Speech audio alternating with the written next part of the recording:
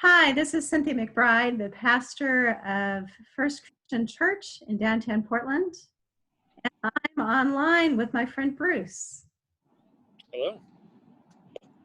Bruce Arnold is pastor of HOMEpdx, and I'm sitting in my home and he's downtown by the waterfront. We're over Zoom and connected in the Spirit of the Lord.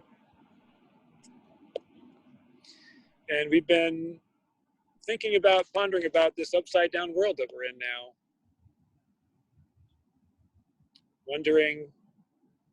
Knowing and also wondering where Jesus is in the midst of everything that's going on.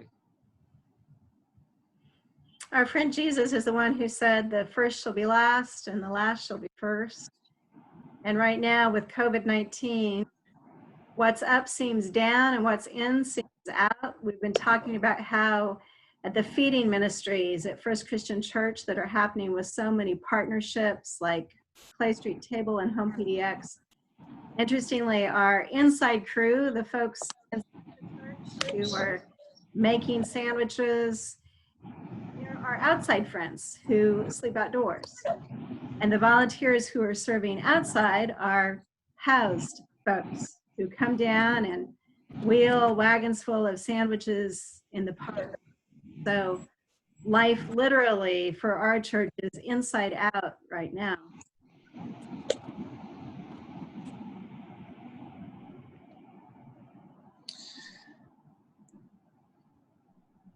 I've also been pondering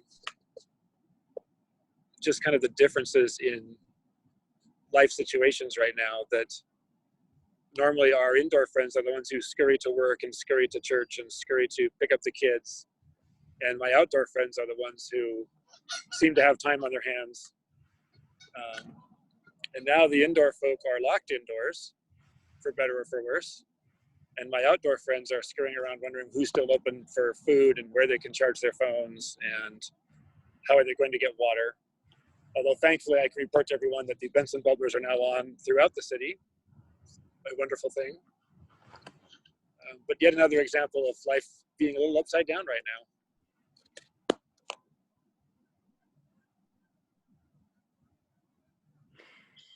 Thinking spiritually, in some ways, it seems like a pandemic is a dark time. And yet in the midst of this darkness, there is so much light.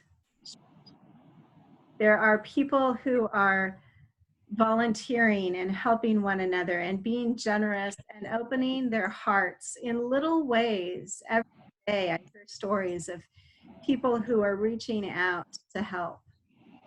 I think traditionally in our society, even though we don't live in a caste system, there's certainly much more prestige to being a surgeon than there is to being a truck driver. But in these days, you hear people give thanks for first responders and essential workers. And in the same prayer of thanksgiving, we lift up doctors and nurses and janitors who clean hospital hallways. And we lift up police and firefighters and ambulance drivers and truck drivers and garbage collectors and mail delivery personnel. An interesting time to think about how up is down and inside is out, and last walk side by side to help the world. For my outdoor friends, it's been interesting because, as you were just saying, even though some of the meals have shut down, more people are just showing up with a cart full of food or bottles of water.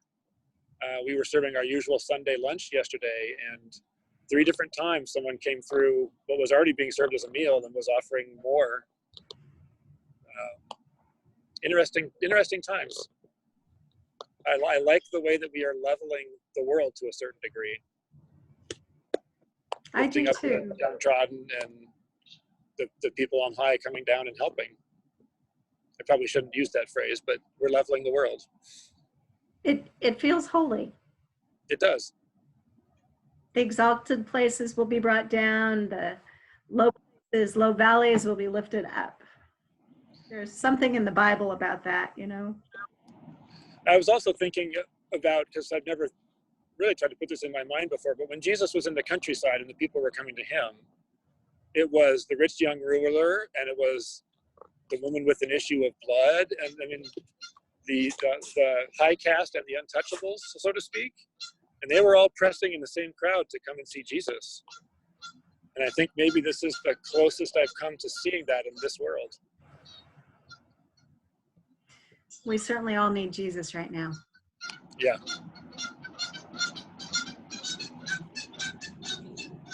The geese are back. Life goes on even when we're locked away inside. I started my morning with watching a live webcam from the National Park Service. I was watching bears wander through Yosemite with not a tourist in sight. And I watched the Wapiti wolf pack at Yellowstone circle around a small group of bison, and it seemed so peaceful to just kind of eavesdrop and watch from a distance as God's creation goes on, even with no sign of humanity in the midst.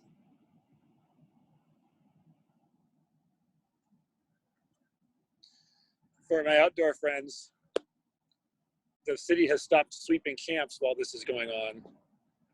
And so they, for the first time in memory, are not afraid of their stuff disappearing, not afraid of being woken up in the middle of the night and told to move.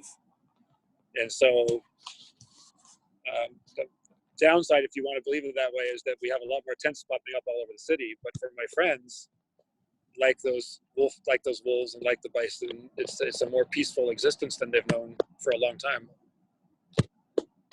And it actually has shown. It's I don't have hard statistics to prove this, but there have been fewer fights, fewer disagreements. Part of that is people are more focused on survival, but part of that is that big stressor in their life is gone for the time being.